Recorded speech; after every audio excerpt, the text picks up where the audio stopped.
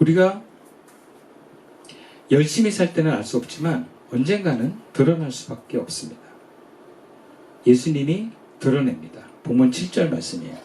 세상이 너희를 미워하지 아니하되 나를 미워하나니 이는 내가 세상의 일들을 악하다고 증언함이라. 예수님은 세상을 보고 그 하는 일들이 악하다라고 증언하셨기 때문에 세상은 나를 미워한다라고 말씀하세요. 왜 악하다고 하시는가? 예수님은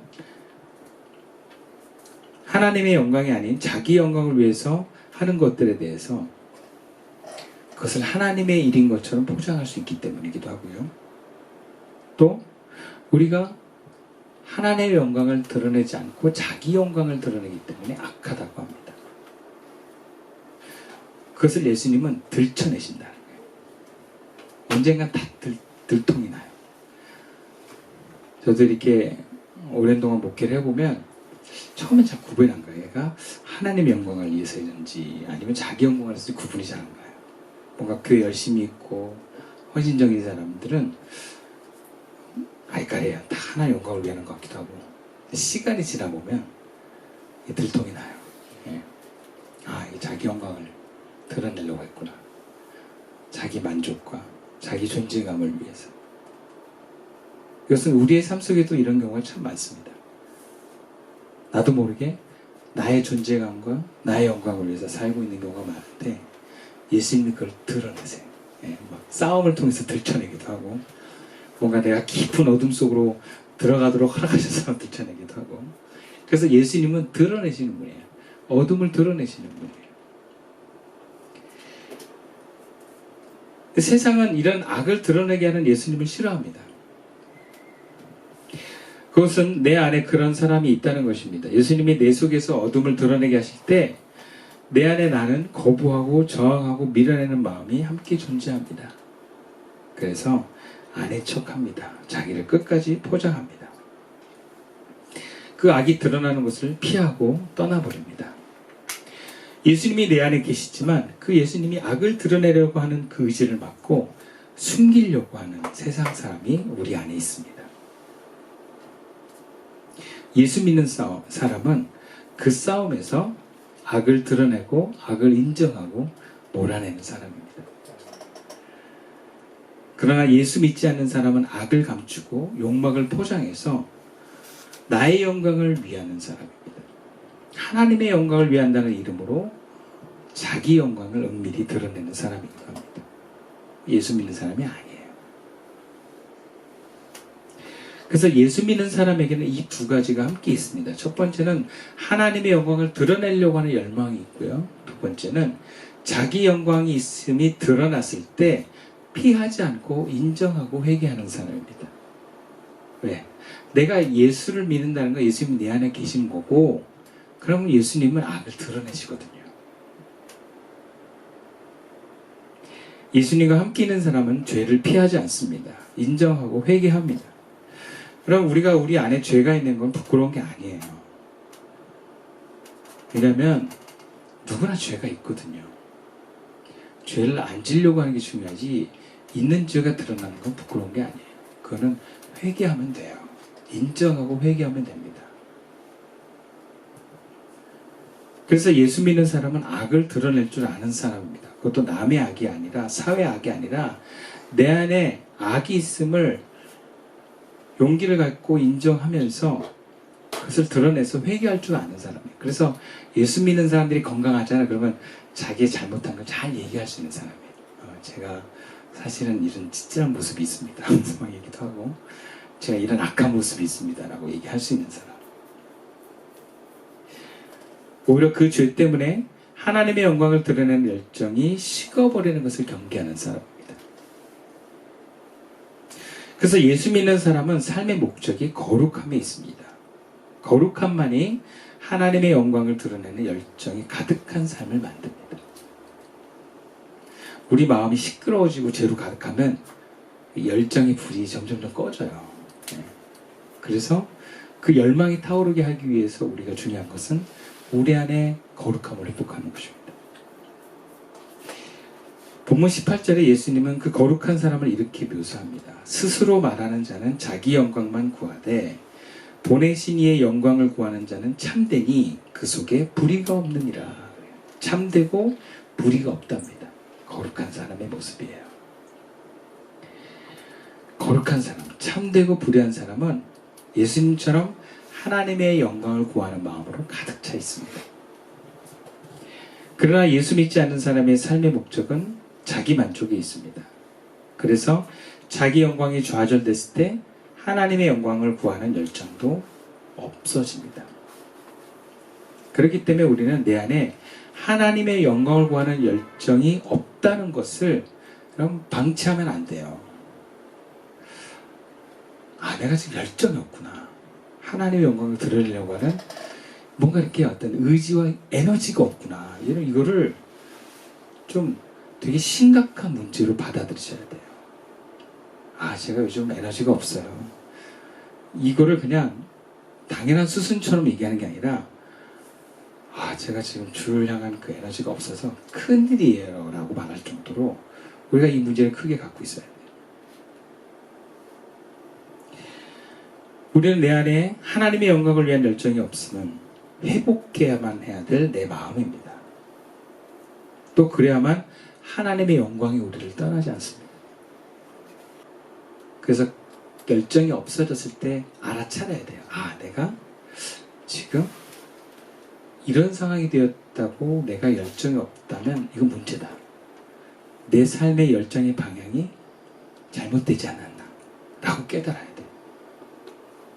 나의 성공과 상관없이 우리가 하나님의 영광을 드러내는 건 변하지 않습니다. 때를 얻든지 못 얻든지, 뭔가 내가 잘 되든지 안 되든지, 몸이 건강하든지 약하든지, 여러분, 하나님의 영광은 언제나 늘 우리 곁에 드러날 수 있습니다. 그렇다면 우리 안에 하나님의 영광을 드러내는 열정이 가득한 삶을 살려면, 혹은 또 열망이 식어져 버렸다면 우리는 그 열정을 어떻게 회복할 수 있을까? 본문에서 짧게 세 가지만 한번 살펴봅시다. 본문 8절 말씀인데요. 너희는 명제에 올라가라. 내 때가 아직 차지 못하였으니 나는 이 명제를 아직 올라가지 아니하노라. 첫 번째는요, 부인하는 것입니다. 뭘 부인하나? 자기 영광 구하는 것을 거부하는 것입니다. 예수님은 동생들의 제안을 분명하게 거부하십니다. 올라가지 않겠다 이렇게 말씀하세요.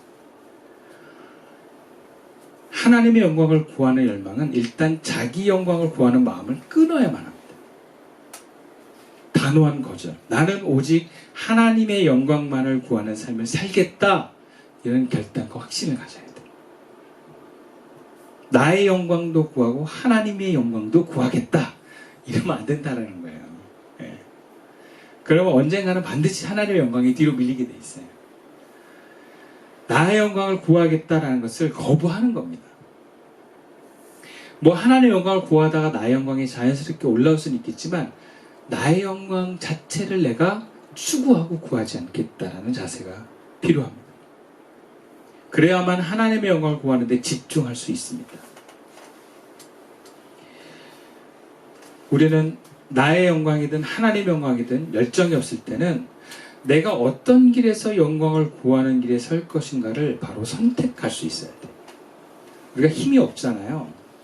뭔가 매너리즘이라든지, 저 같은 경우도 막 교인들이 막 교회를 그만두고 나갈 때 뭔가 이제 힘이 빠지고 그러거든요. 그때 이 질문을 던졌어야 돼요. 하나님의 영광을 구하냐? 너의 영광을 구하냐? 여기서 출발하는 거예요. 아, 맞아. 하나님의 영광을 구하는 사람이지 나는. 나의 영광을 구하는 게 아니지. 그러면 여러분 그 자리에 바로 설 수 있어요.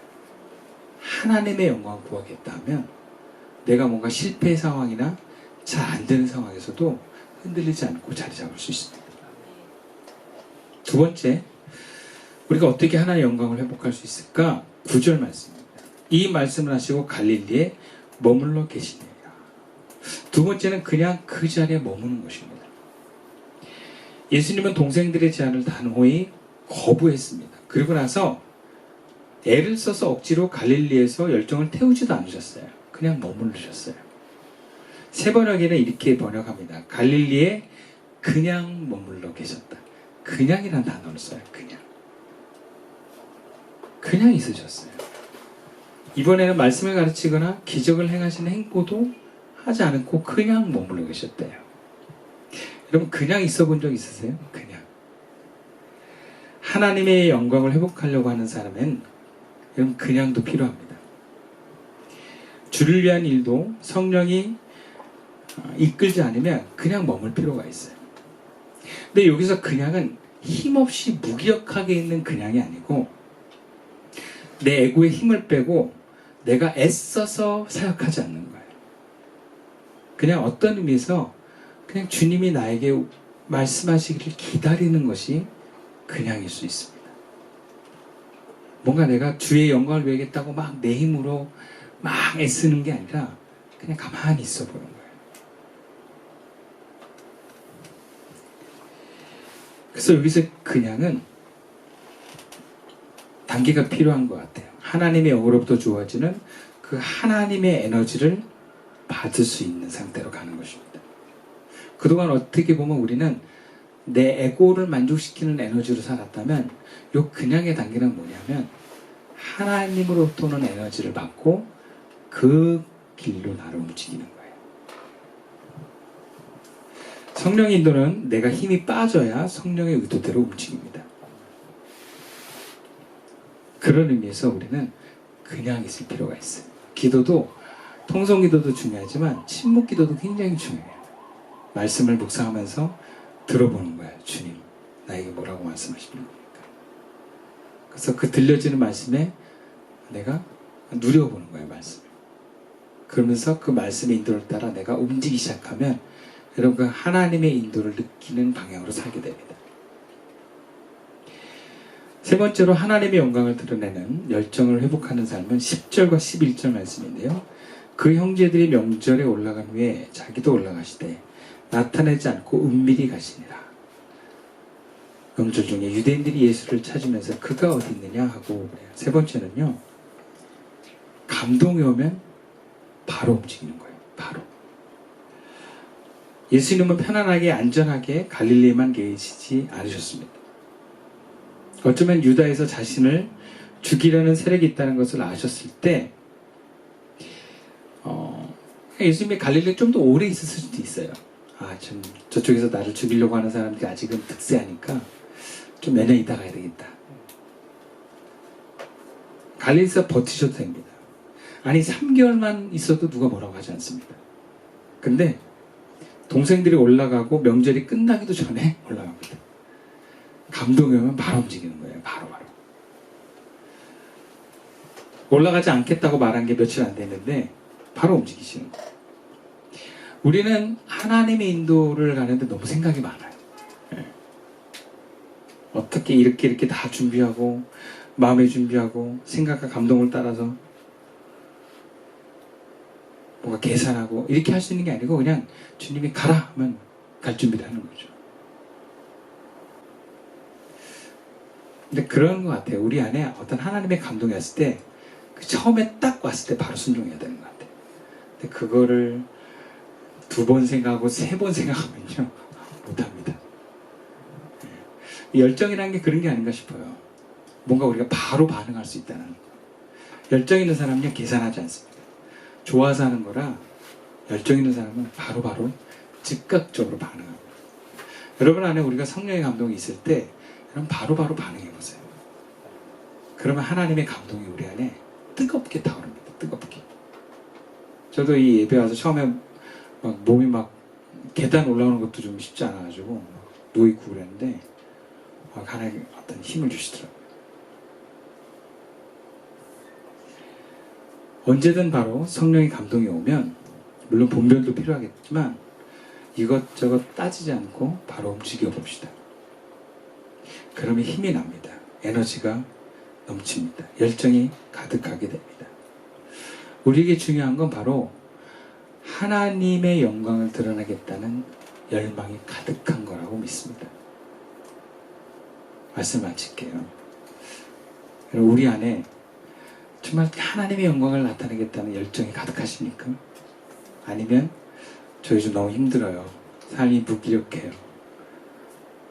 뭔가 삶이 내 뜻대로 안 돼요. 하면서 좌절하고 낙마하고 있지 않습니까? 하나님의 영광을 드러내는 건 내 상황과 상관없이 할 수 있는 일입니다. 하나님과 하나 되어 말씀하시고 하나님과 하나 되어 행동하기를 주님 원하십니다.